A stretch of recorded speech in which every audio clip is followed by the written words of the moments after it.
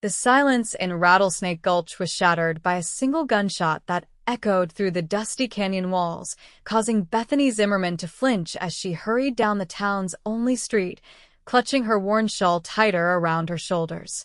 The year was 1875, and the Arizona Territory was as unforgiving as the rumors that followed her like persistent shadows. "There she goes again," a woman whispered loudly from the wooden boardwalk. "Bad luck follows that girl like vultures on a dying steer." Bethany kept her eyes forward, pretending not to hear, though the words stung worse than the desert sand that whipped against her skin during the frequent dust storms. At 22, she had already endured more tragedy than most faced in a lifetime, and the townsfolk had decided there could be only one explanation: she was cursed. The drought that had plagued the region since her arrival 3 months ago, the mine collapse that killed 4 men the day after she first visited their camp, the cattle disease that struck Old Man Peterson's herd when she purchased milk from his farm, all coincidences, but in a superstitious frontier town, coincidences were just curses by another name. Bethany quickened her pace as she approached Mrs. Holloway's general store. She needed supplies, and this was the only place to get them, regardless of how the proprietor might treat her. Taking a deep breath, she pushed open the door, the little bell announcing her entrance like a warning. "Miss Zimmerman," Mrs. Holloway said coolly from behind the counter, her fingers pausing in their task of sorting penny candy. "What can I do for you today?" "Just flour and salt, madam, if you please," Bethany replied softly. "And perhaps some coffee, if the price isn't too dear." Mrs. Holloway moved deliberately slow, her eyes never quite meeting Bethany's. "Coffee's gone up. Supply wagon got raided by bandits last week." "I see," Bethany said, counting out her coins. She had precious little left from what her uncle had sent her after her parents' death. Coming west had been her only option, to claim the small parcel of land her father had purchased years before but never visited.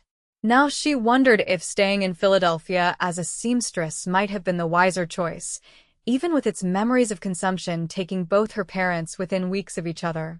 As Mrs. Holloway packaged the flour, the door swung open again, bringing with it a gust of hot air and the imposing figure of a man Bethany had never seen before.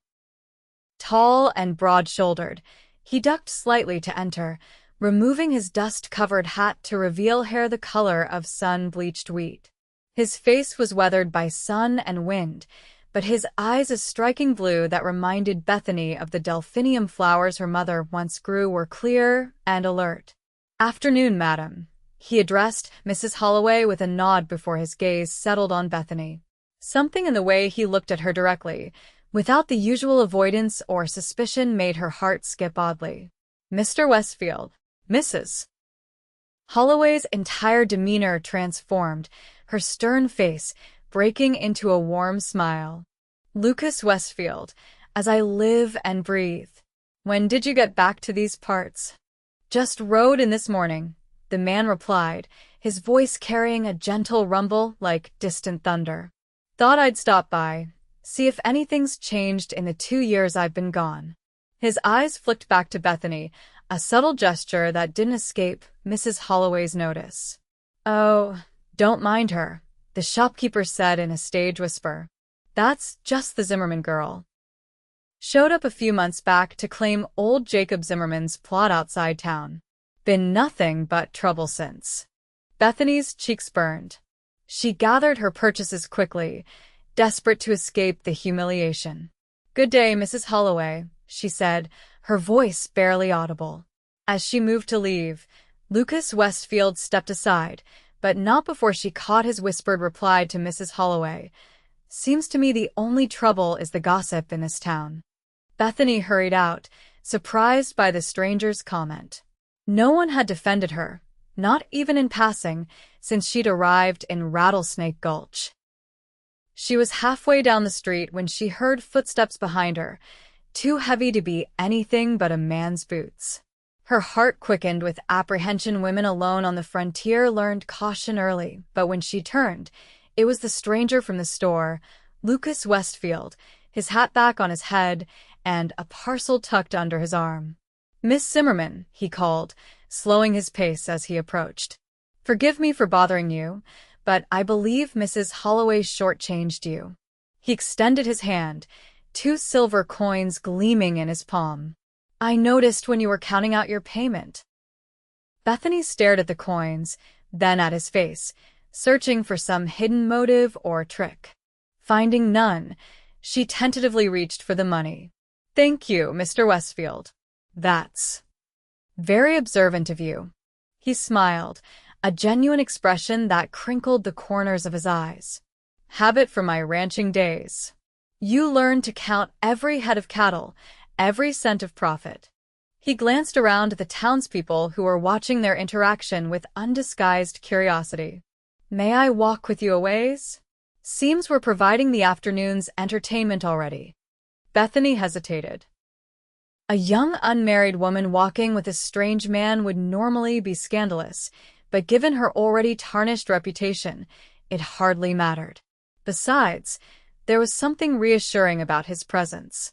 "I suppose that would be all right, Mr. Westfield." They walked in silence for a moment, Bethany acutely aware of the whispers following them down the street. "Is it true what they're saying?" Lucas finally asked. "That you're cursed?" Bethany's step faltered. "You get right to the point, don't you?" He shrugged, a small smile playing at his lips. "Life's too short for dancing around subjects, Miss Zimmerman. Especially out here." "No," she said firmly. "I am not cursed. Just unlucky, perhaps. Or perhaps simply convenient to blame when things go wrong, as they often do in places like this." Lucas nodded thoughtfully. "Fair enough. Been on the receiving end of frontier justice myself once or twice. People get scared. They look for easy answers."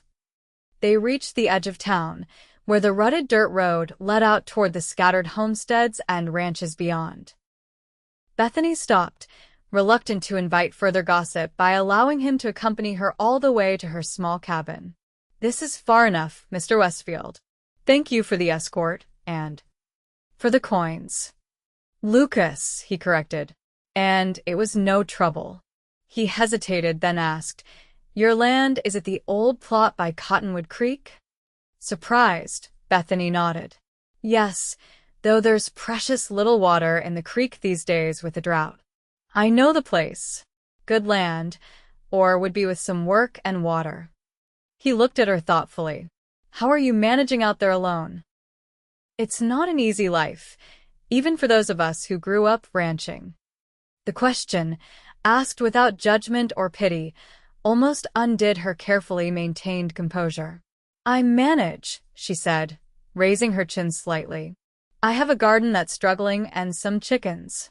It's enough." Lucas studied her face for a long moment. "Well, Miss Zimmerman, should you ever need assistance, my ranch is just north of yours, over the ridge. The Lazy W. Don't hesitate to call if there's trouble." "Why would you help me?" The question escaped before she could stop it. "You don't know me." "Maybe that's exactly why," he replied. "I only know what I see a young woman facing a tough situation with more backbone than most men I've ridden with." He replaced his hat, tipping it slightly. "Good day, Miss Zimmerman. I imagine we'll be seeing each other again." As he turned to leave, Bethany called after him. "Bethany. My name is Bethany." He glanced back with that same genuine smile.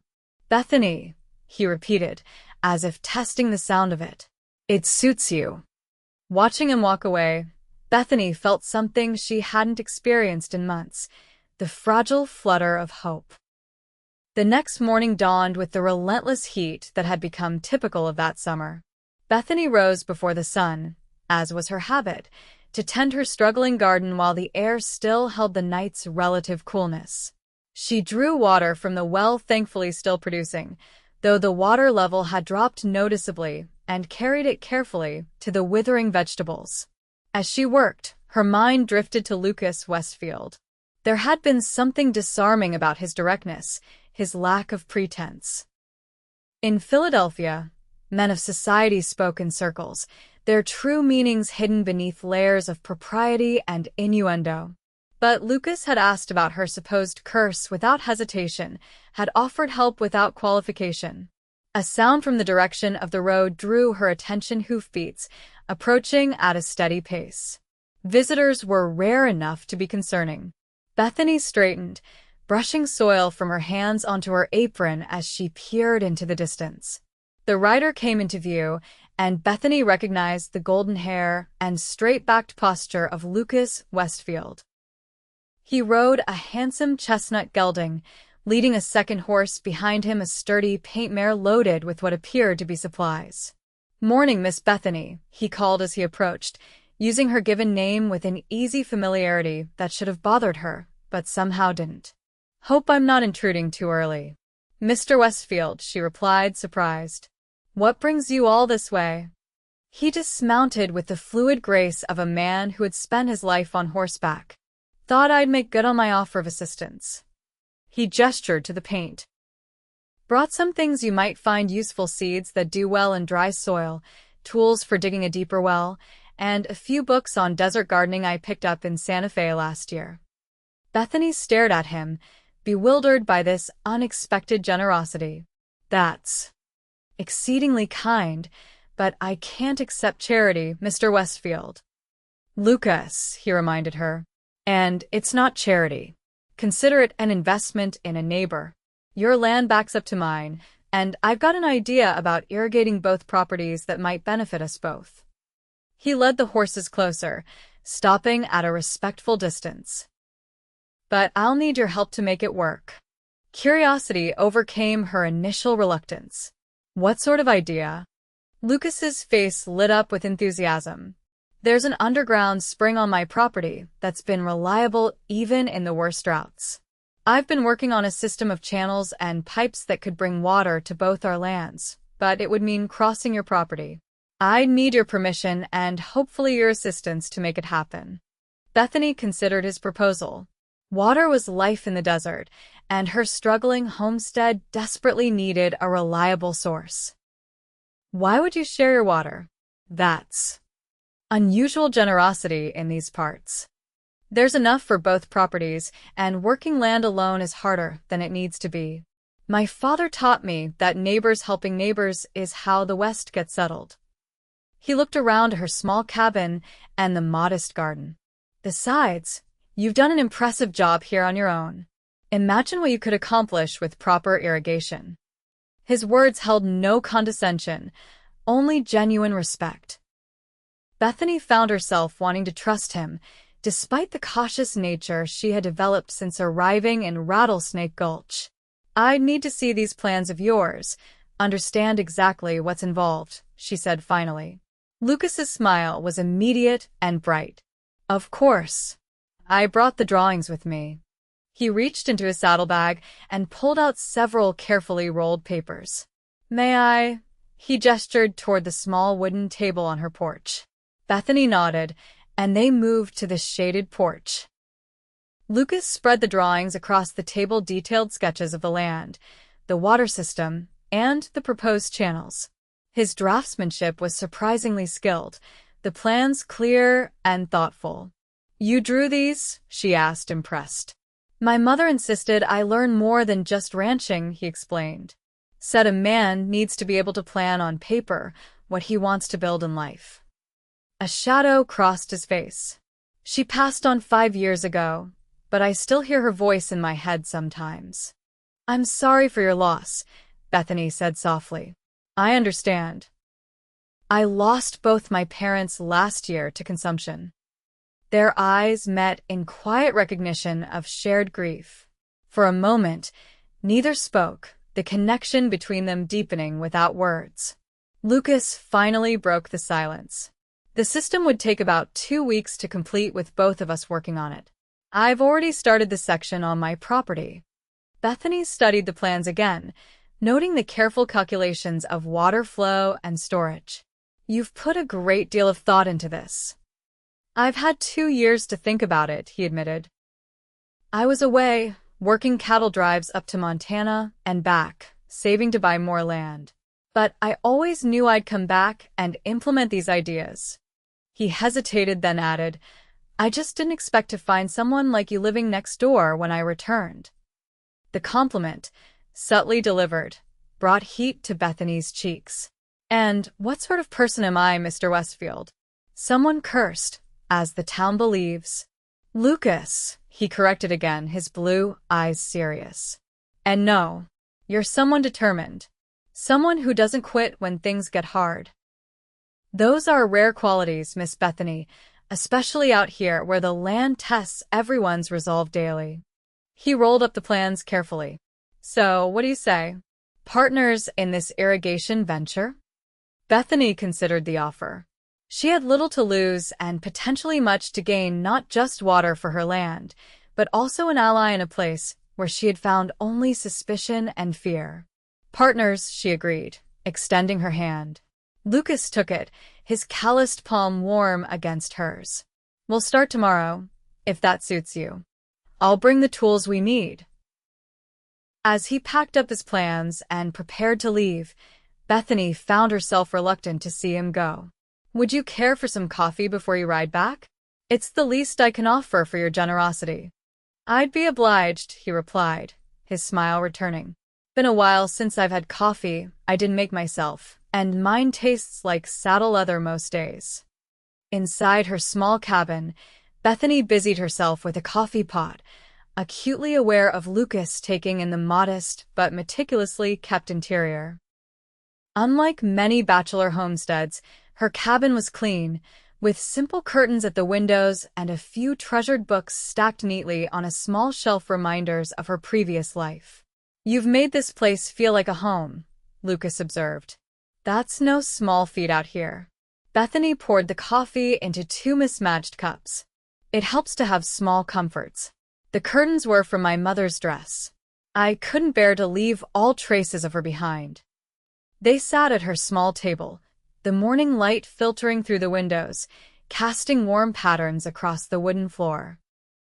The conversation flowed easily between them, Lucas sharing tales of his cattle-driving adventures, Bethany speaking of her life in Philadelphia and her journey west. Why did you choose to claim your father's land? Lucas asked. Most Eastern women would have sold it sight unseen. Bethany cradled her cup between her hands. After my parents died, there was nothing left for me in Philadelphia except memories and debts. My uncle suggested I sell the land claim, but something in me rebelled at the idea. This was my father's dream to someday bring us all west, to start fresh. She looked around the simple cabin. This is all I have left of him. I couldn't bear to sell it without at least seeing it first. And now that you've seen it? Lucas's question was gentle. Now it's become my dream too, she admitted. Despite everything, the drought, the town's suspicions, there's something about watching the sun rise over those hills each morning that makes me feel alive. Free in a way I never was in the city. Lucas's expression softened. I understand completely. That's why I came back. 2 years on the trail showed me plenty of beautiful country, but none of it was home like this is.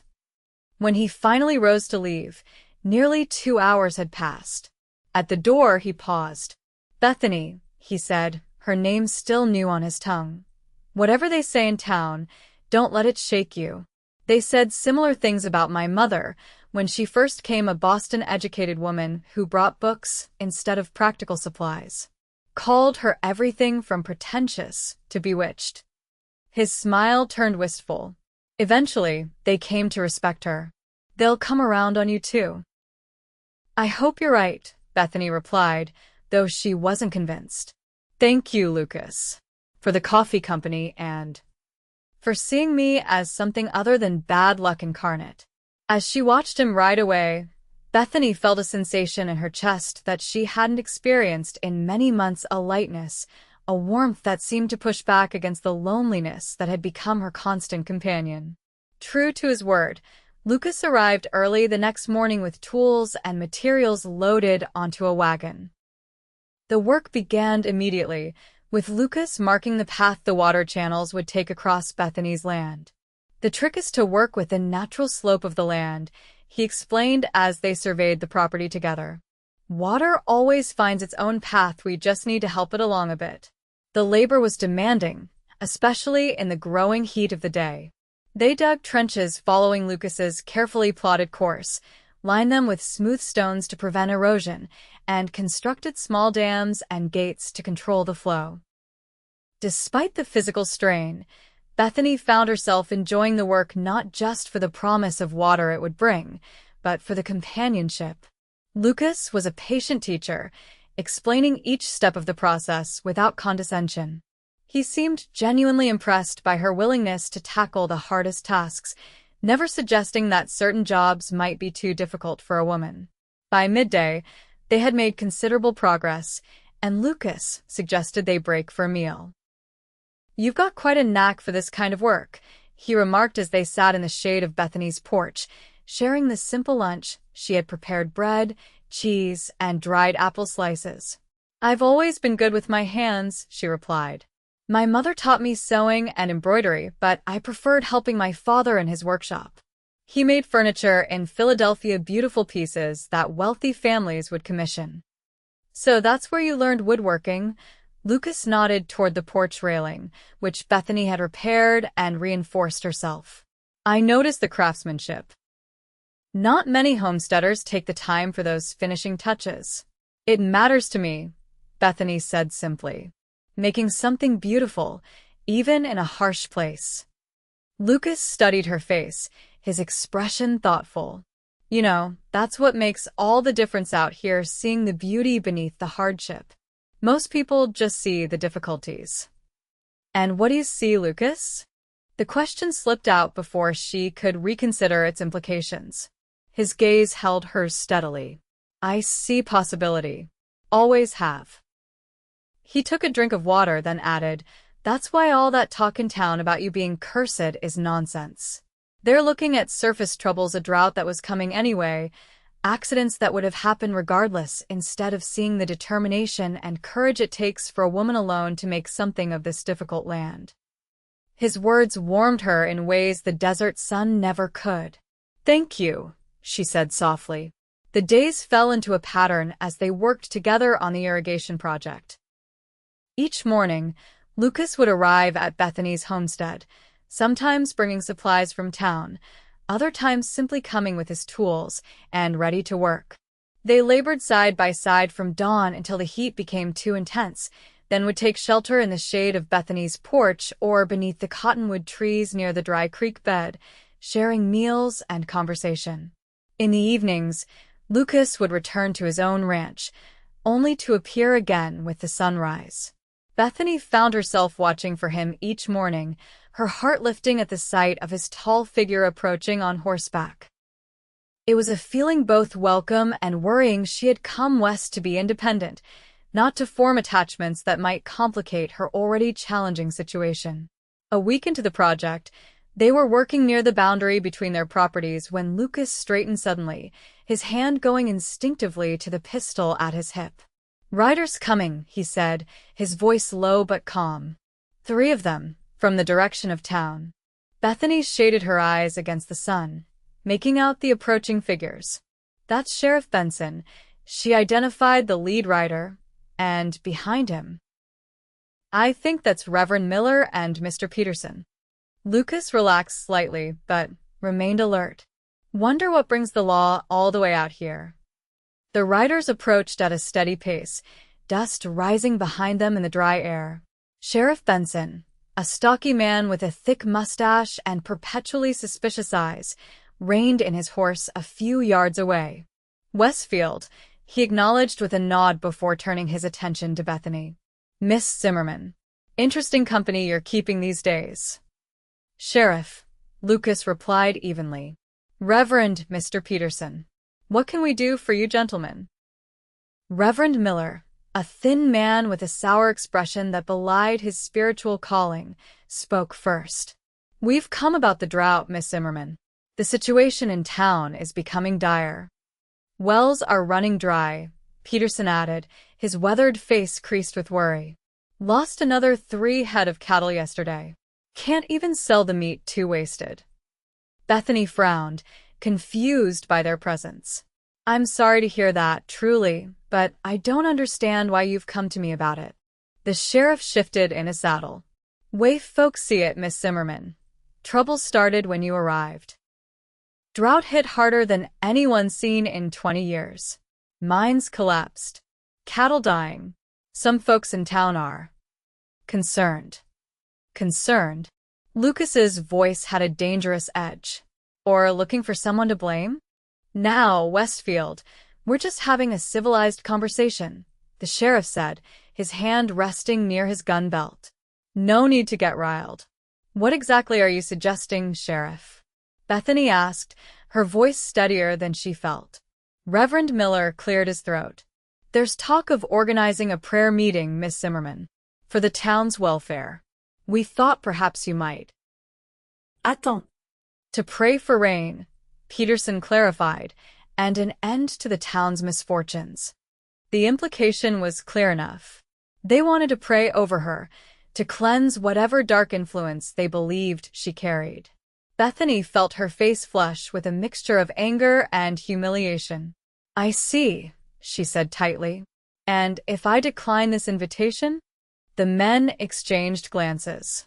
"Well," the sheriff said slowly, "some folks might take that as confirmation of their concerns." Lucas stepped forward, positioning himself slightly in front of Bethany. "Let me understand this correctly. You're suggesting that Miss Zimmerman is somehow responsible for a natural drought that's affecting the entire territory?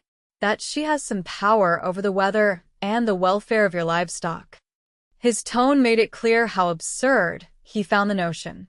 "We're not suggesting anything of the sort," Reverend Miller protested, though his expression suggested otherwise. "Simply that her presence has coincided with these troubles, and that a gesture of goodwill toward the community might help ease tensions." "Sounds like superstitious nonsense to me," Lucas replied flatly. "And barely disguised intimidation." Sheriff Benson's face hardened. "Watch yourself, Westfield. Just because your father was respected in these parts doesn't mean you can speak to me that way." "I'll speak any way I please when you ride onto private property making veiled threats against a law-abiding citizen," Lucas replied, his hand now resting openly on his pistol. "Miss Zimmerman has every right to live on her land without harassment, drought or no drought." The tension in the air was palpable. Bethany stepped forward, placing a restraining hand on Lucas's arm. "I appreciate your concern for the town, gentlemen," she said carefully. "But I must decline your invitation. I have work here that cannot wait, as you can see. We're implementing an irrigation system that might actually help with the water shortage, rather than wasting time on prayer meetings aimed at scapegoating newcomers." The Reverend's face reddened at her implied criticism of his methods. "Pride goes before destruction, young lady. You would do well to remember that. And bearing false witness against your neighbor is a sin, Reverend," she countered quietly. "You might remind your congregation of that." Sheriff Benson studied the half-completed irrigation channels with newfound interest. "What's all this then? Diverting water?" "From my property," Lucas clarified quickly. "From a spring that's entirely on Westfield land, which I'm sharing with Miss Zimmerman by mutual agreement." "That's so." The sheriff looked between them, his expression calculating. "Interesting partnership you two have formed. Town's gonna talk even more now." "Let them talk," Lucas said dismissively. "We're busy with actual solutions while they're busy finding someone to blame." Peterson, who had remained largely silent, finally spoke up. "If you really have a reliable water source, Westfield, seems to me the Christian thing would be to share it with more than just—" He gestured vaguely toward Bethany. "Your new friend here."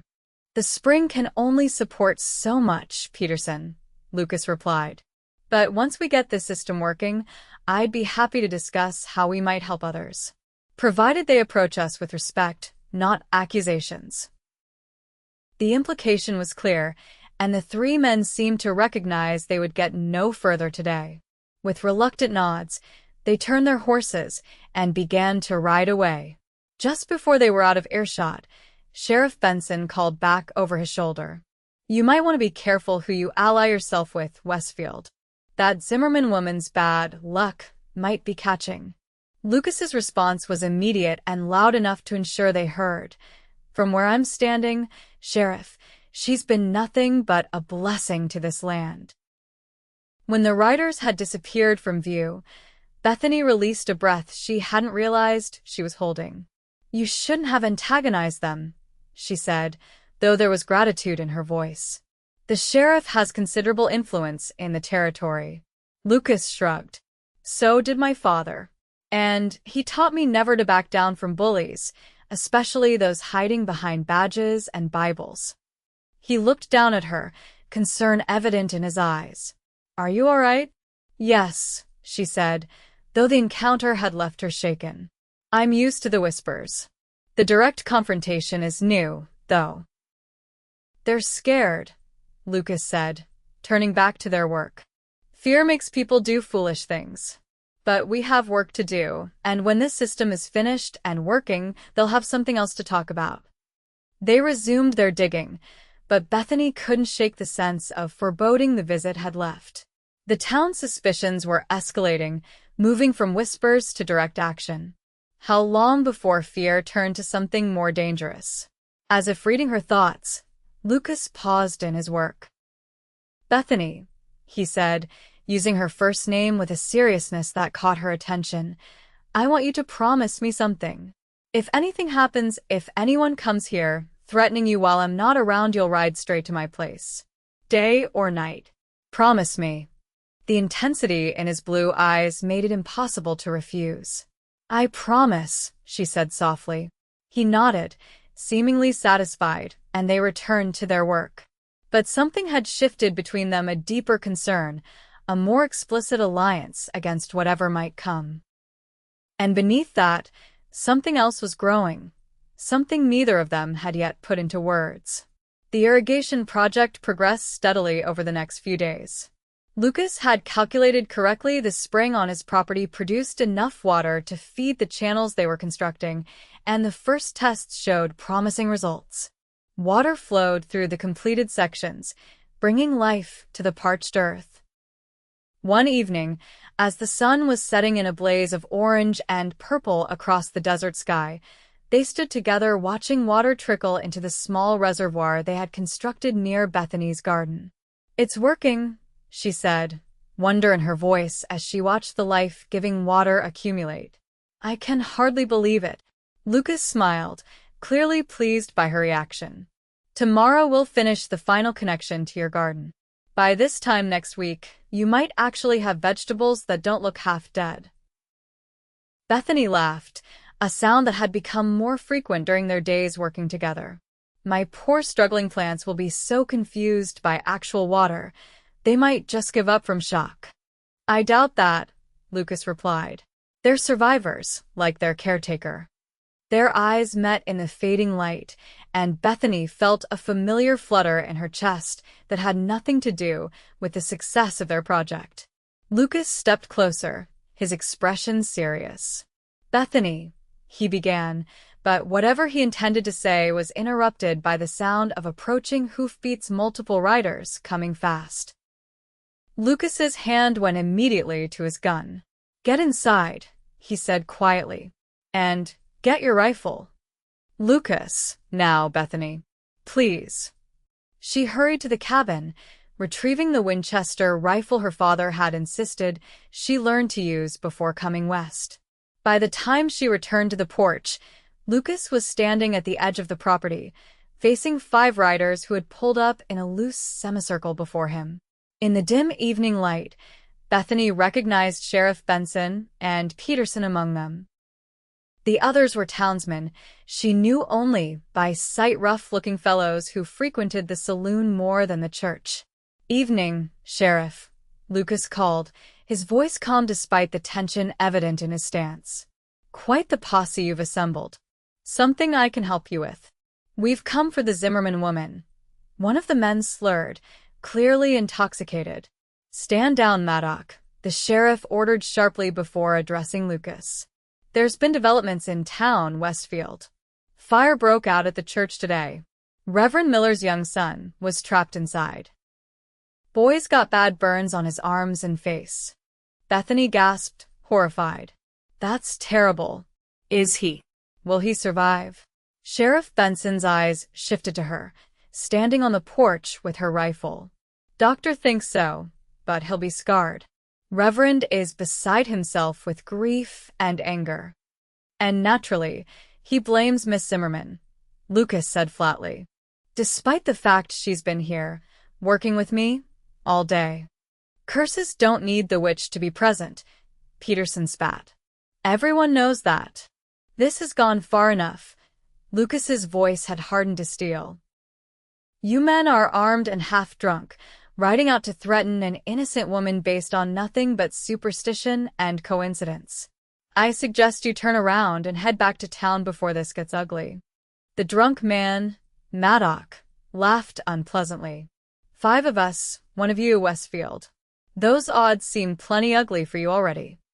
2 of us, Bethany corrected, stepping forward with her rifle raised. And I'm an excellent shot, Mr. Maddock. My father made certain of that before I came west. Sheriff Benson raised his hands in a placating gesture. Nobody's looking for violence here. We've come to escort Miss Zimmerman to town for her own protection. Folks are riled up after the fire. Some are talking about taking matters into their own hands. Better she come with us, official-like, than wait for a less organized group to show up. Protection? Lucas's laugh was bitter. You're here to arrest her for being unlucky, Sheriff. Call it what it is. I'm not going anywhere, Bethany stated firmly, though her hands trembled slightly on the rifle. This is my land, my home. I've broken no laws. The law's what I say it is out here, miss, the sheriff replied, his patience visibly wearing thin. And I say you're coming with us. One of the other men reached for his gun, but Lucas was faster. His pistol cleared its holster in a fluid motion, aimed steadily at the man's chest.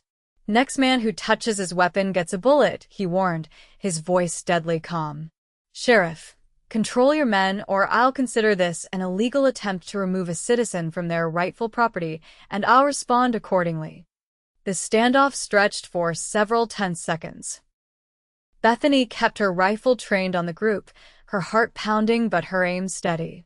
Finally, Sheriff Benson sighed and signaled his men to stand down. You're making a mistake, Westfield. Town's not going to forget you choosing an outsider over your neighbors. She is my neighbor, Lucas replied evenly. And from what I've seen, a better one than most in Rattlesnake Gulch. Now take your men and go, Sheriff. Before someone does something they'll regret. The sheriff studied Lucas for a long moment, then nodded curtly. This isn't over, he warned as he turned his horse. Sooner or later, you'll see we're right about her. They said she was cursed, Lucas called after them as they began to ride away. I say she's my blessing, and I'll stand by that. The riders disappeared into the gathering darkness, the sound of their horses fading gradually until silence returned to the desert night. Only then did Lucas holster his weapon and turn to Bethany, concern evident in his features. Are you all right? Bethany lowered her rifle, her hands shaking now that the immediate danger had passed. Yes, she managed, though her voice betrayed her. That poor boy. I never wished harm on anyone, Lucas. You have to believe that. Of course I believe it, he replied, moving closer. This has nothing to do with you, and everything to do with people's need to explain tragedy. Fire happens, especially in dry times like these. It's not your fault. Bethany nodded, but the weight of the town's hatred pressed heavily on her shoulders. What happens now? They'll be back, won't they? Lucas's expression was grim. Probably. But not tonight, I think. The sheriff will want to cool things down, avoid bloodshed if he can. He hesitated, then added, I don't think you should stay here alone tonight. It's not safe. Where would I go? Bethany asked, looking around at the home she had worked so hard to establish. This is all I have. My ranch, Lucas suggested. It's more defensible, and I have men working there who are loyal to me. We can bring some of your things and your chickens, just until this blows over. And if it doesn't blow over? Bethany's voice was small in the darkness. Lucas was silent for a moment. One problem at a time, he finally said. Let's get you safely to the ranch tonight. We can figure out the rest tomorrow. They worked quickly in the growing darkness, gathering Bethany's most essential belongings and loading them into Lucas's wagon. The chickens protested loudly at being cooped and moved, adding a surreal normality to the tense situation. As Bethany took one last look at her cabin before climbing onto the wagon seat beside Lucas, she felt a surge of defiance beneath her fear. I will come back, she said firmly. They won't drive me from my home permanently. Lucas's expression softened as he looked at her. No, they won't. I won't let them. He picked up the reins, clicking to the horses. And for what it's worth, Bethany, I meant what I said to them. You have been a blessing to this land and To me. The admission hung in the air between them as the wagon began to move through the desert night, stars appearing one by one in the vast sky above. Bethany found herself unable to respond, her heart too full with a mixture of fear for the future and a growing certainty about her feelings for the man beside her. Lucas's ranch, the Lazy W, was larger and more established than Bethany had imagined. The main house was a substantial two-story structure built of solid timber, with a wide porch wrapping around three sides. Several outbuildings surrounded it: a bunkhouse for the ranch hands, a stable, a smokehouse, and what appeared to be a workshop. Even in the darkness, Bethany could tell it was a prosperous operation. Your father built all this? She asked as Lucas helped her down from the wagon. Started it, he replied. I've expanded since he passed. Added the north pasture and the workshop. He smiled slightly. And the library inside. My mother's influence again. Two men emerged from the bunkhouse, alerted by their arrival. Boss, one called cautiously, a rifle visible in his hands. It's me, Charlie, Lucas confirmed. Everything quiet here? Yes, sir. No trouble. The man approached, eyeing Bethany curiously. Evening, madam. Charlie, Sam, this is Miss Bethany Zimmerman, Lucas introduced. She'll be staying with us for a while. There's been some trouble with some men from town. Understanding dawned in Charlie's weathered face. The lady they're talking about in town? The one they say is the one they've decided to blame for their troubles, Lucas interrupted firmly. Miss Zimmerman is my guest and under my protection. I expect you and the boys to treat her accordingly. Of course, boss, Charlie nodded, touching his hat respectfully to Bethany. No disrespect intended, madam. You're welcome at the Lazy W. Thank you, Bethany replied, surprised by the immediate acceptance. I appreciate your hospitality. Lucas directed the men to unload the wagon and settle the chickens in a corner of the stable. They'll be safe there for now, he assured Bethany. Tomorrow we can build them a proper coop. Inside the main house, Bethany was struck by the comfortable blend of practicality and refinement. The furniture was solid and well-crafted, but there were touches that spoke of a woman's influence: curtains at the windows, a collection of books on shelves along one wall, a piano in the corner of the main room. Your mother? Bethany asked, gesturing to the piano. Lucas nodded. She taught music in Boston before she married my father. Said she wouldn't come west unless she could bring her piano. His smile was tinged with melancholy. Cost him a fortune to have it shipped out here, but he never regretted it. Said the sound of her playing made the desert bloom. He showed Bethany to a guest room upstairs. My mother's touches again, he explained as he lit a lamp, revealing a comfortable room with a proper bed, a dresser, and even a small bookshelf. She insisted we always be ready for guests, though they rarely came this far out. It's lovely, Bethany said sincerely. After months in her simple cabin, the room seemed luxurious. The washroom is down the hall, Lucas continued. There's a pump inside one of my father's innovations. No need to carry water upstairs. He hesitated at the door. I'll be in the room at the end of the hall if you need anything. Try to get some rest, Bethany. We'll figure out our next steps in the morning. Alone in the room, Bethany sank onto the edge of the bed, the events of the day catching up to her. Tears she had been holding back finally came, a release of fear and tension. But beneath the fear was something else, a growing certainty that in Lucas Westfield, she had found not just an ally, but something she had never expected to find in the harsh Arizona territory, a man who saw beyond the superstitions, who valued her strength and determination. A man she was rapidly falling in love with, despite her best intentions to remain independent and self-sufficient. The thought should have frightened her, but instead, it brought a strange comfort as she prepared for bed in this unexpected sanctuary. Morning came with the soft sounds of a working ranch, distant cattle lowing, men calling to each other, the clang of metal from what must be the smithy. Bethany dressed quickly in one of her simple dresses and made her way downstairs, following the aroma of coffee and cooking. In the kitchen, she found Lucas at the stove, competently preparing breakfast. He looked up as she entered, his smile immediate and warming. "Good morning. I hope you slept well, all things considered." "Better than I expected," she admitted. "Your home is very comfortable." "Our cook is visiting his sister in Tucson," Lucas explained as he deftly flipped hotcakes on a griddle.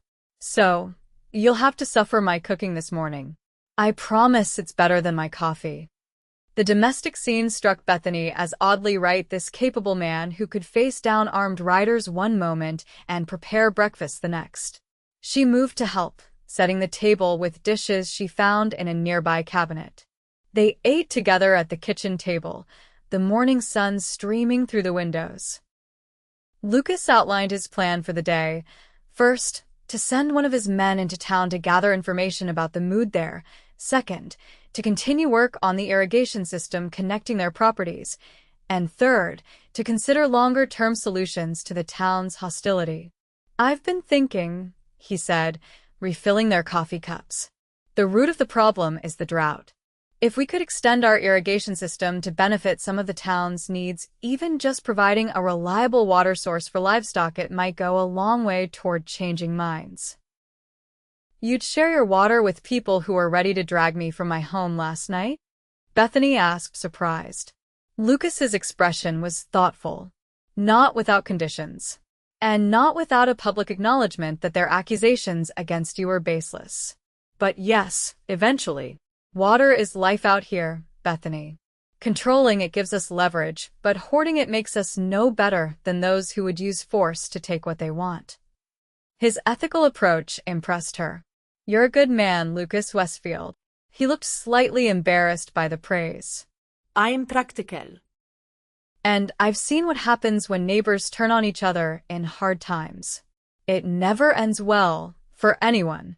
After breakfast, Charlie rode into town while Lucas and Bethany, accompanied by Sam and another ranch hand named Miguel, returned to Bethany's homestead to continue work on the irrigation project. The men were respectful but curious, clearly wondering about the woman their boss had brought home in such unusual circumstances. "They don't believe the rumors," Lucas assured her quietly as they worked. "My men know better than to put stock in town gossip." By midday, they had made significant progress. Water was flowing through the entire system now, reaching Bethany's garden and the small reservoir they had constructed. The sight of water pooling where there had been only dust was almost miraculous. "Your father would be proud," Lucas said as they stood together, watching the life-giving moisture seep into the parched soil. "You've made something of his dream." "Our dream now," Bethany replied softly. "I couldn't have done this without you, Lucas." The look he gave her was filled with an emotion she was beginning to recognize and return. Whatever he might have said, however, was interrupted by the sound of a horse approaching at speed. Charlie reined in his lathered mount, his expression grim. Trouble, boss. Town's in an uproar. Reverend Miller's been preaching all morning about cleansing the evil from their midst. Sheriff's trying to keep order, but he's not exactly discouraging the talk. They're organizing a proper posse, with papers this time. What kind of papers? Lucas demanded. Eviction notice for Miss Zimmerman, claiming the land was obtained under false pretenses. And an arrest warrant for you, boss, for threatening the sheriff and obstructing justice. Charlie removed his hat, wiping sweat from his brow. They're saying you've fallen under her spell, that she's bewitched you. Bethany felt cold despite the desert heat. This is my fault. I've brought this trouble to your door, Lucas. No, he said firmly. This is the result of fear and ignorance, nothing more. He turned to Charlie. How much time do we have? They were still arguing about the best approach when I left. Sheriff wants to come in force. Reverend wants to try reasoning with you first. I guess we have until tomorrow morning at the earliest. Lucas nodded thoughtfully. That gives us time to prepare. He looked at Bethany. I need to know what you want to do. This is your home, your land. If you want to fight this legally, I'm with you all the way. My father's old lawyer in Tucson would take the case. But legal battles are slow, and this situation could get dangerous before the courts ever hear it. Bethany looked around at the homestead she had worked so hard to establish, at the newly flowing water bringing promise to the dry earth. Then she looked at Lucas, this man who had defended her without hesitation, who saw strength where others saw only superstition. What's the alternative? She asked quietly. We could leave, Lucas suggested. Not forever, but for long enough to let tempers cool. I have connections in California ranchers who would welcome our expertise. We could go there, establish ourselves, then return when the drought breaks and memories have faded. We. Bethany's heart quickened at the implication. Lucas met her eyes directly. Yes, we. If you'll have me as a partner in more than just irrigation, Bethany. He stepped closer, taking her hands in his. I know it's sudden, and perhaps not the most romantic timing, but I've grown to care for you deeply these past weeks. More than care, I love your strength, your determination, your kindness in the face of cruelty. I think we could build something beautiful together, whether here or elsewhere. Bethany felt tears welling in her eyes, not of sorrow this time, but of a joy she had not expected to find in this harsh land. Lucas eyed the crack of a rifle shot cut through the air, sending them all diving for cover. Charlie's horse reared in panic, nearly throwing its rider. Get inside, Lucas ordered, drawing his pistol and pushing Bethany toward the cabin. Charlie, Sam, Miguel defensive positions. More shots followed, kicking up dust near the irrigation channel. Bethany ran for the cabin, Lucas close behind her, as the ranch hands scattered to find cover from which to return fire. Inside, Lucas quickly moved to the window, peering cautiously through the curtains. At least 3 shooters, he reported, on the ridge to the east. Must be an advance party from town. They're trying to destroy the irrigation system, Bethany realized, watching a bullet strike the small dam they had constructed. They don't want us sharing water with the town. They'd rather believe I'm cursed than accept help from me. Lucas's expression hardened. Stay down, he instructed, moving to retrieve Bethany's rifle from where it leaned against the wall. I need to help the men. Lucas, wait. Bethany caught his arm. This isn't your fight. It became my fight the moment they threatened you, he replied, his voice gentle despite the tension surrounding them. And it's not just about you now, Bethany. It's about standing against the kind of fear and hatred that destroys communities. My father built this ranch on the belief that the frontier could be more than just survival of the strongest, that we could create something better out here. Another volley of shots punctuated his words. Through the window, Bethany could see Charlie returning fire from behind the water trough, while Miguel had worked his way around to flank the attackers. I love you, Bethany, Lucas said suddenly, urgently. I should have said it plainly before. Whatever happens today, I wanted you to know that. Before she could respond, he was gone, slipping out the back door of the cabin to join his men in the defense of her homestead. Bethany stood frozen for only a moment before determination replaced fear. This was her home, her land, and now, the man she loved was risking his life to defend it. She would not cower inside while others fought her battles. Moving to a chest in the corner, she retrieved the ammunition for her rifle and loaded it with steady hands. Then, staying low, she positioned herself at a window facing the ridge where the attackers were located. Through breaks in the gunfire, she could hear Lucas calling to his men, coordinating their defense. They were outnumbered, but had the advantage of better positions.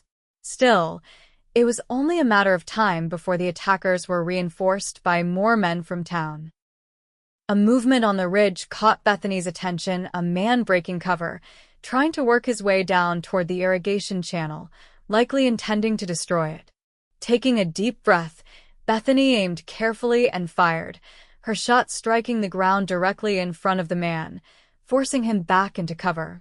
The exchange of gunfire continued for several tense minutes. Bethany fired sparingly, making each shot count, not aiming to kill but to discourage the attackers from advancing. Lucas and his men did the same, creating a defensive perimeter around the homestead. Then, suddenly, new voices called out from the direction of town, authoritative voices ordering everyone to cease fire. Through the window, Bethany saw several riders approaching, led by Sheriff Benson himself. But unlike the previous night, he appeared to be taking a neutral stance, ordering both sides to lower their weapons. "Westfield," the sheriff called. "Tell your men to hold their fire. We're here to stop this nonsense, not add to it." There was a tense pause, then Lucas's voice. "My men will hold if yours do, Sheriff. But we're defending legal property here, and will continue to do so if threatened." Gradually, the gunfire subsided. Bethany watched anxiously as Lucas emerged from cover, his rifle still ready but no longer aimed at the attackers. He approached the sheriff cautiously, while Charlie and the others maintained their defensive positions. Through the open window, Bethany could hear the conversation. "These men weren't authorized to come out here, Westfield," the sheriff was saying.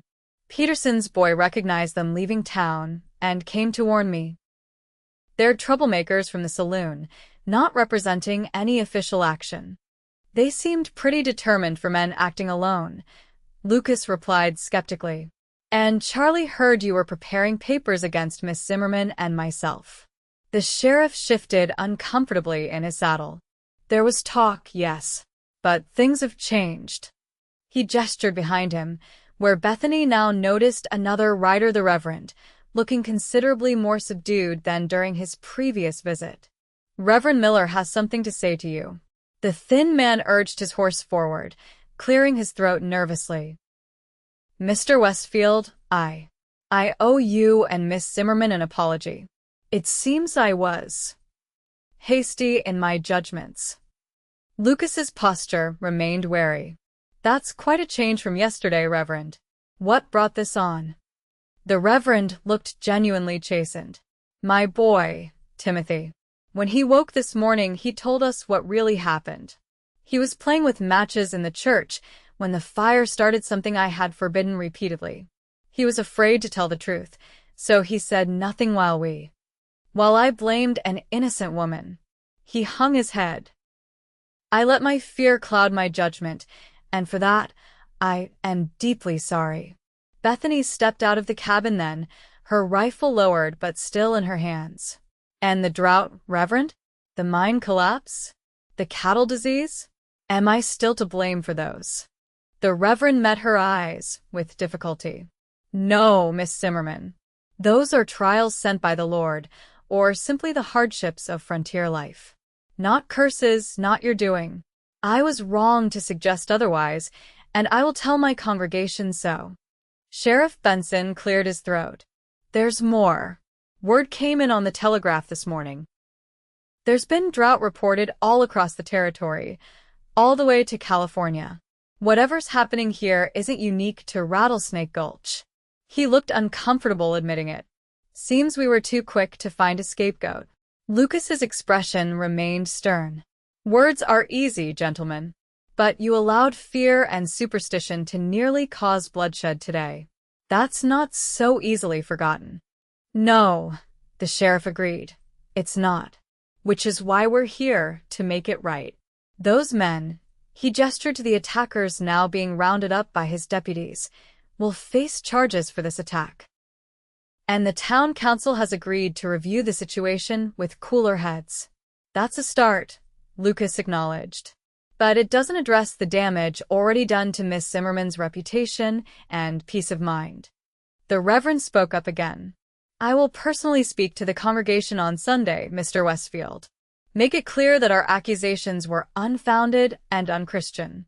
And he hesitated, then continued, we understand you've developed some kind of water system here. The town would be grateful for any assistance you might be willing to provide, despite our previous behavior. Bethany and Lucas exchanged glances. This was the leverage. Lucas had spoken of the opportunity to transform hostility into cooperation through shared resources. But the decision would need to be mutual. We'll consider it, Bethany said finally. But we'll need guarantees of safety and respect moving forward. Written guarantees, with the town council's signatures. The sheriff nodded. That can be arranged, Miss Zimmerman. And for what it's worth, I'm sorry for my part in this. A man in my position should have known better than to give credence to superstition. As the sheriff and Reverend prepared to leave with their prisoners, Lucas turned to Bethany, taking her hands in his once more. You were magnificent, he said softly, both in defending your home and in how you handled them just now. I had an excellent example to follow, she replied, smiling up at him. And you never finished hearing my answer earlier. Lucas's expression grew serious. The one to my rather poorly timed declaration of love and partnership? Yes, that one, Bethany said, her heart full to bursting. My answer is yes, Lucas. To all of it. I love you too, and I want to build something beautiful with you right here, on this land that brought us together. His smile was radiant as he pulled her into his arms, uncaring of the ranch hands and departing lawmen who might witness their embrace. Then we'll do just that, he promised. Starting today. In the weeks that followed, the transformation in Rattlesnake Gulch was remarkable. True to his word, Reverend Miller publicly apologized to Bethany and retracted his accusations of curses and witchcraft.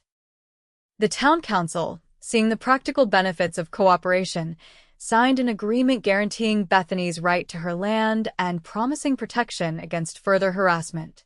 Lucas and Bethany, with the help of the ranch hands and eventually several townsmen, expanded the irrigation system to provide water for a communal livestock trough on the edge of town.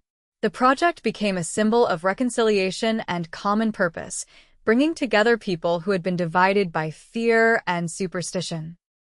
As summer turned to fall, the wedding of Lucas Westfield and Bethany Zimmerman became the social event of the season.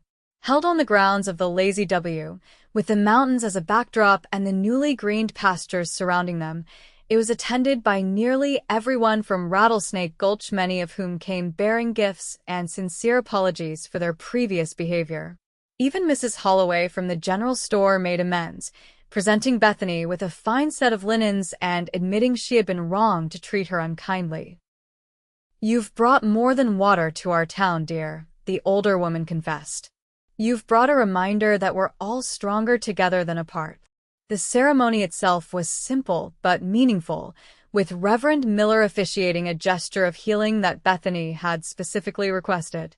Lucas, handsome in a new suit ordered from Tucson, watched with undisguised adoration as Bethany walked toward him in a dress of ivory silk, her dark hair adorned with wildflowers gathered from the land they now shared.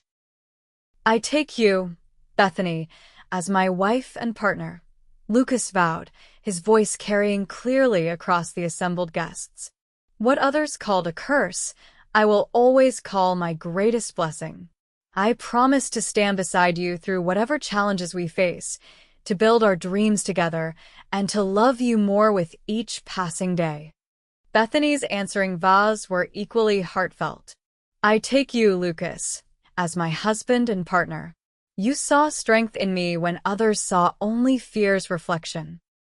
I promise to face whatever comes with the same courage you've shown me, to make our shared land flourish, and to love you faithfully all the days of my life.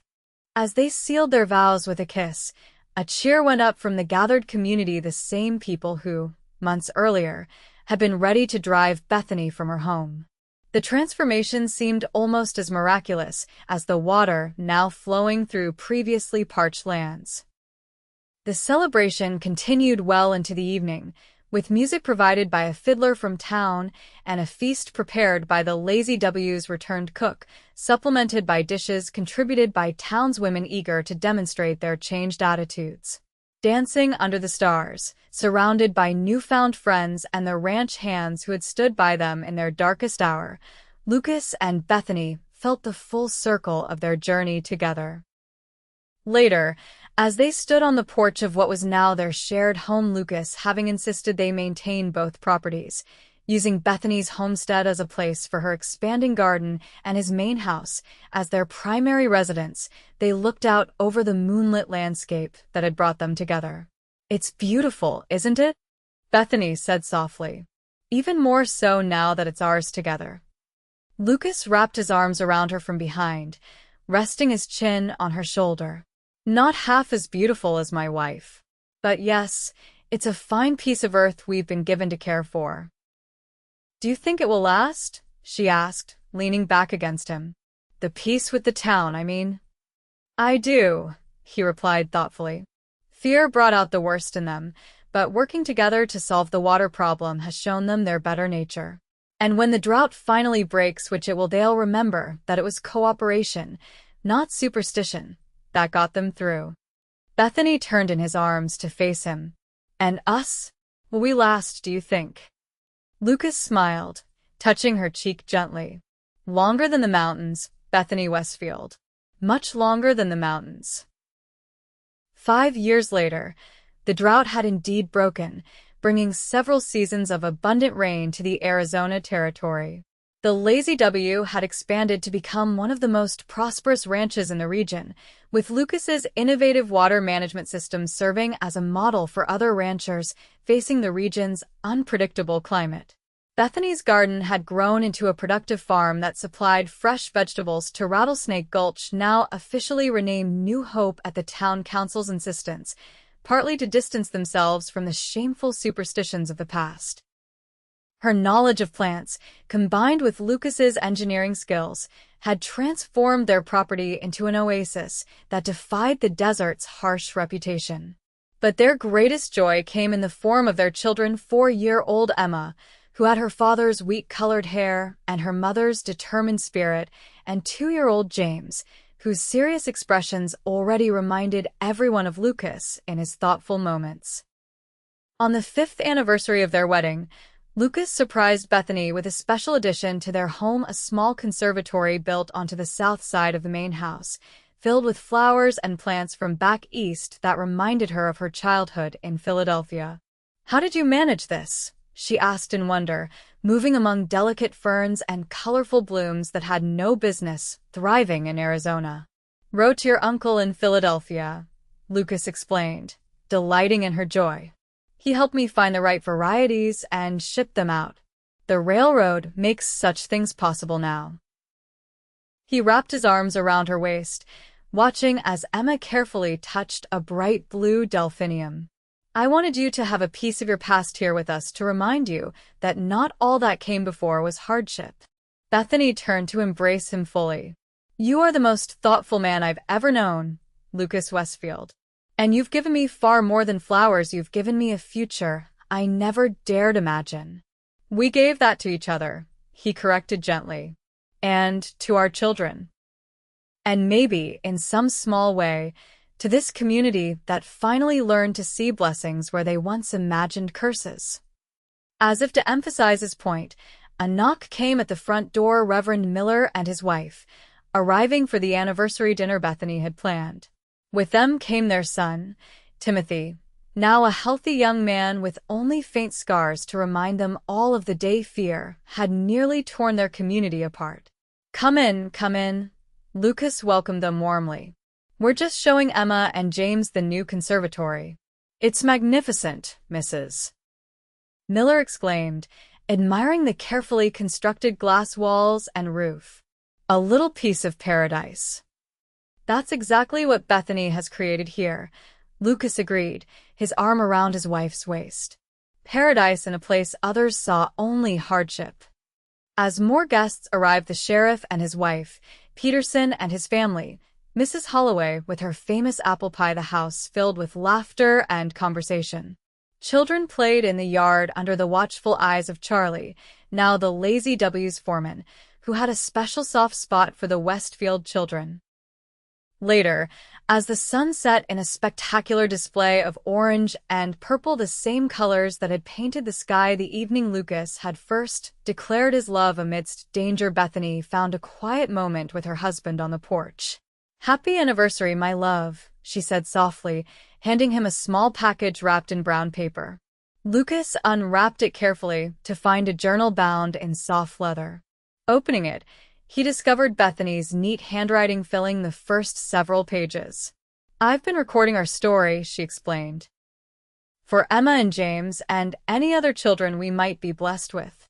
So they'll know how we found each other, how we overcame fear with love, how we built something beautiful where others saw only curses and bad luck."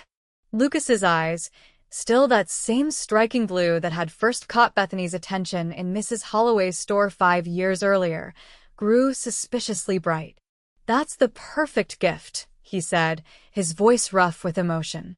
"Our story deserves to be remembered." "It's still being written," Bethany reminded him, placing her hand gently on her stomach with a meaningful smile. "Every day brings new chapters." Lucas's eyes widened in delighted surprise. "Truly?"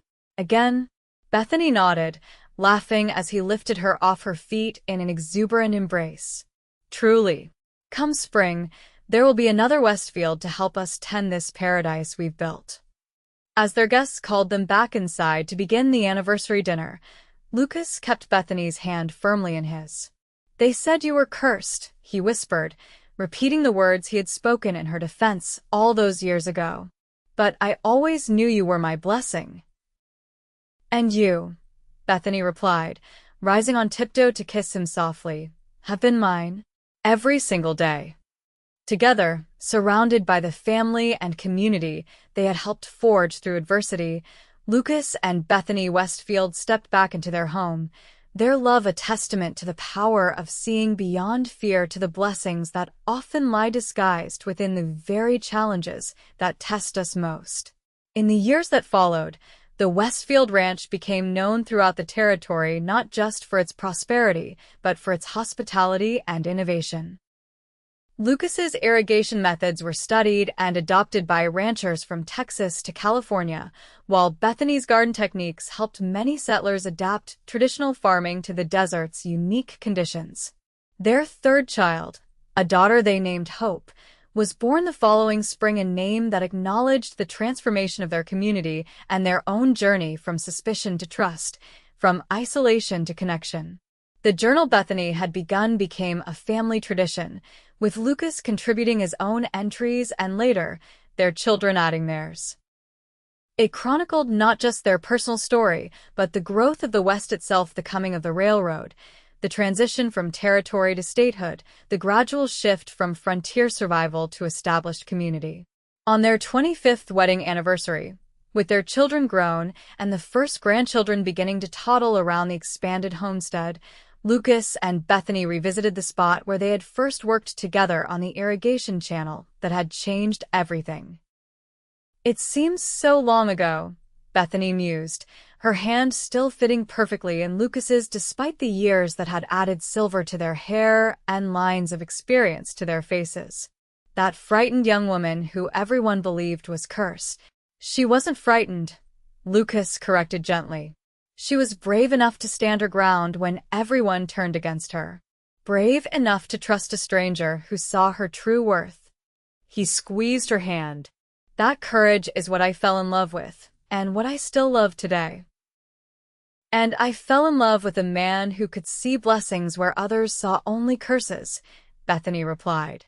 "Who knew that sometimes the most difficult beginnings lead to the most beautiful journeys." As they walked back toward their home, where family and friends would soon gather to celebrate their quarter-century together, the setting sun gilded the land they had transformed through love, determination, and vision. What had once been barren earth was now productive ranchland. What had once been a community divided by fear was now united in prosperity and mutual respect. And at the heart of it all stood a love that had begun with the simplest of recognitions that sometimes, what others call a curse might be the greatest blessing of all.